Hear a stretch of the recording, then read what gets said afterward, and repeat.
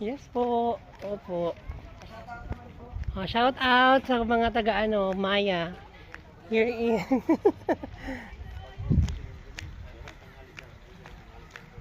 So ito yung Maya Port guys, here in Cebu. Ayan.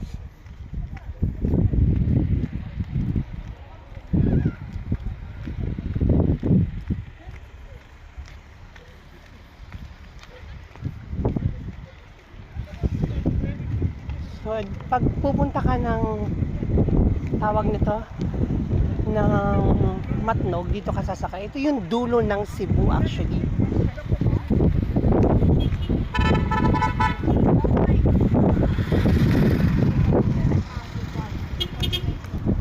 So, take a look this one guys. Ito guys, nakapila.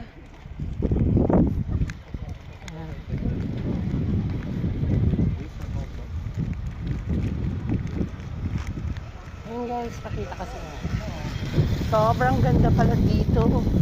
Honestly, pabalik-balik ako ng Cebu, pero this is my first time na dadaan from here going to to Matnog.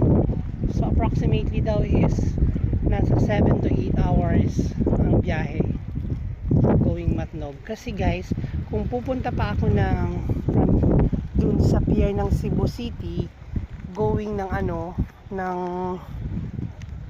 tawag nito Katarman, madodoble yung aking yung pagbabarko. Kasi from Katarman naman punta na naman ako ng Matnog, so 2 beses ganun ang mangyayari. So dito mas nakatipid ako sa oras, nakatipid sa pamasahe at sa pagod at the same time. Ayan guys, so that's it for now. Ayan yung sasakyan namin. Dito sila.